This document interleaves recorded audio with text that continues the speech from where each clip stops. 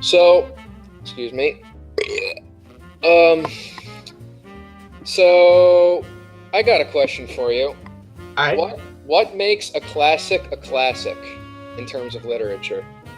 Well, everybody wants to have it on their shelf and nobody wants to actually read it. Okay, but if you read it and enjoy it, what actually makes it a classic? Usually by the end of it, you're asking yourself questions and you want to go back to it to see if you've got everything.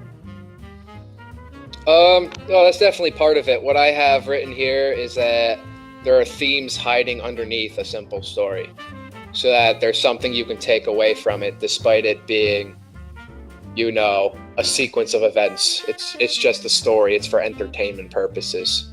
Well, But okay.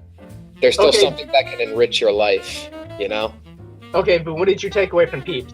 Exactly. There is no fucking literary theme here. He pretends that there's some kind of sexual theme because if you read the Wikipedia article, it talks about how the book explores sexuality as a motif.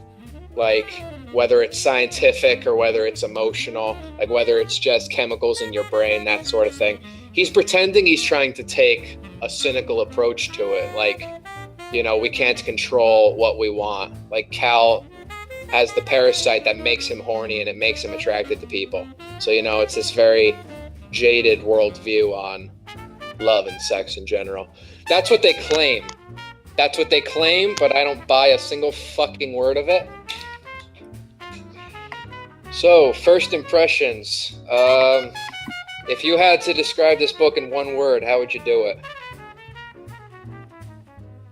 Why? That's different from my word. Do you want to hear my word? What's your word? My word is...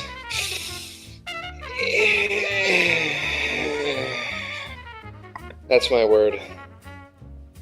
The gorilla noise from Thief. Actually, okay. I do have a better one.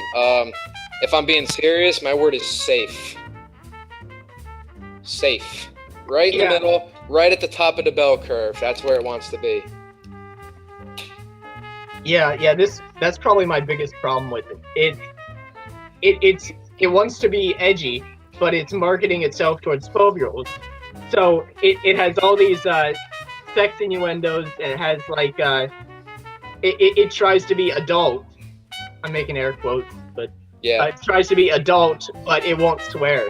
It uses words instead of that, which cracks me up. He did say shit a couple of times.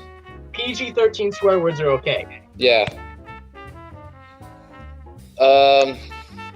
It made me angry because I could have spent time doing literally anything else. I could have been learning a hobby. I could have been like practicing a hobby I already have and like getting better at it. I could have been reading a better book, There's no fucking entertainment value whatsoever in this book. I could have gone to like a casino and blown the $12,000 in my checking account, and I could have had more fun than I did reading this piece of garbage.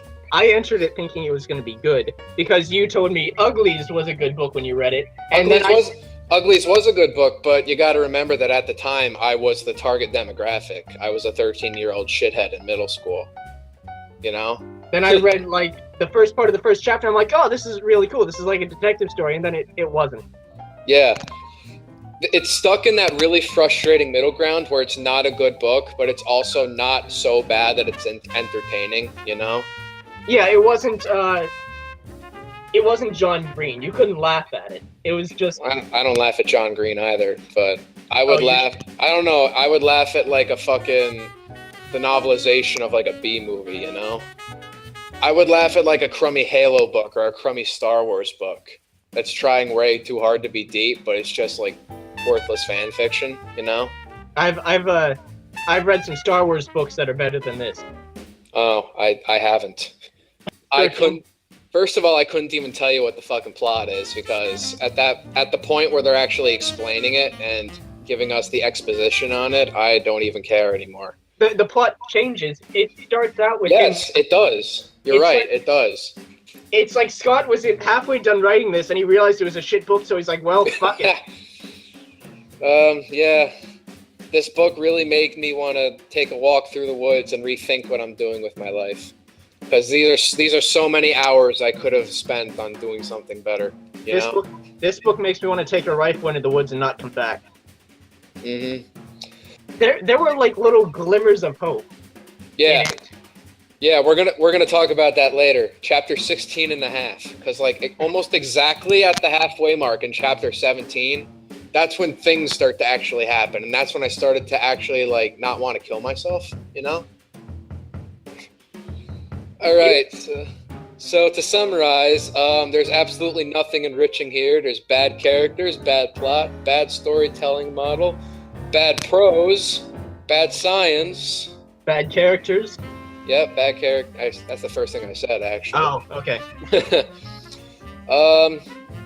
Actually, saying that it's not enriching is sort of not true, because there's definitely things that you can take away from this book. I think this would be a really good guide on how not to write books, because I don't think it did a single thing right, to be honest.